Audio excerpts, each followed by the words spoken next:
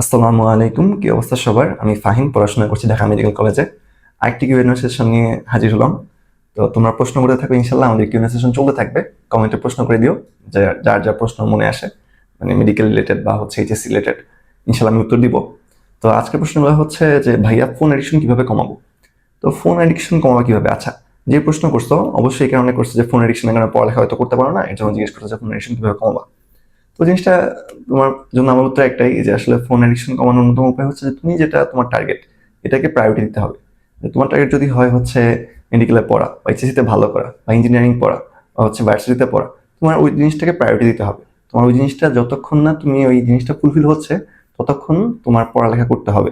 তোমার যে টার্গেটটা, মানে তোমার যতটুকু পড়ালেখা করা উচিত, এই সময়টা তোমার পড়ালেখা করতে হবে। তোমার নিজেকে বোঝাতে হবে যে হচ্ছে আমার টার্গেট এইটা, আমি যাতে পৌঁছাতে পারি। যদি আমি ফোন টিপে সময় নষ্ট করি, তাহলে আমি আমার লক্ষ্যে যেতে পারবো না। তো জিনিসটা হচ্ছে তোমার তাগিদটা বোধ করতে হবে, ঠিক আছে? তাহলেই তুমি হচ্ছে তোমার ওই কাঙ্ক্ষিত গোলে পৌঁছাতে পারবে। এখন যদি তুমি তোমার টার্গেট নিয়ে আসলে নিজেই অনুচ্ছেদ না থাকো, তাহলে তো তুমি ফোনই টিপবা, তাই না? তো এই জন্য তোমার হচ্ছে নিজের গোল নিয়ে আগে নিজের সিরিয়াস হইতে হবে।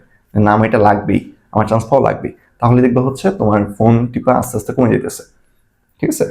আচ্ছা, এরপর এইচএসসিতেই বায়োলজি কোচিং এর বই পড়বো কিনা? আচ্ছা, এটাতে এইচএসসিতে কি বায়োলজি কোচিং এর বই পড়বো? ও, এইচএসসিতে বায়োলজি টেক্সট বই অবশ্যই পড়বা।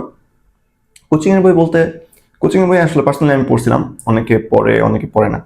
কোচিং এর বই আমি হচ্ছে উন্মেষে মেডিটিক্সটা ফলো করতাম এইচএসসি থেকেই, শুরু থেকে। মানে কয়েক মাস পর থেকেই এইচএসসি শুরু হয়। মেডিটিক্সে হচ্ছে, মেডিটিক্সের ভালো লাগতো হচ্ছে মেডিটিক্সে তোমার কতগুলো ছন্দ দেওয়া থাকতো, আবার হচ্ছে বক্স, সুন্দর সুন্দর বক্স থাকতো, মানে ইনফরমেশনগুলো বইয়ের ইনফরমেশনই দিত ওনারা। বইয়ের ইনফরমেশনই তো সব, মানে বই থেকেই তো সবাই বই বানায়। কোচিং এর বইগুলো মেনলি কোথেকে বানানো? বই থেকেই তো বানানো, টেক্সট বই থেকে বানানো।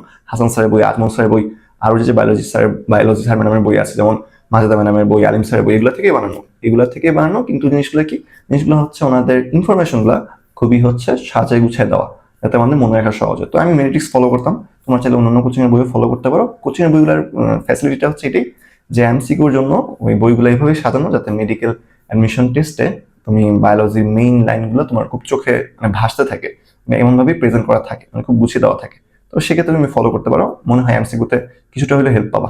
আমার ভালোই লাগতো, আর হচ্ছে আমার এমসিকিউতেও আমি ভালোই হেল্প পেতাম। কোচিং এর বই আমি ফলো করতাম, আমি মেডিটিক্স করতাম। মেডিটিক্স হচ্ছে আমার পছন্দ ছিল বেশি। তো আলটিমেটলি সবগুলো বই কাছাকাছি রকমেরই, রেটিনার বই আছে, মেডিকোর বই আছে, এগুলো ফলো করতে পারো। কি ফলো করলে মেডিটিক্সটা আমি ফলো করতাম। তো আজকে এতটুকুই। নেক্সট কিউএনএ সেশনে আবার তোমার সাথে দেখা হবে। Best of luck.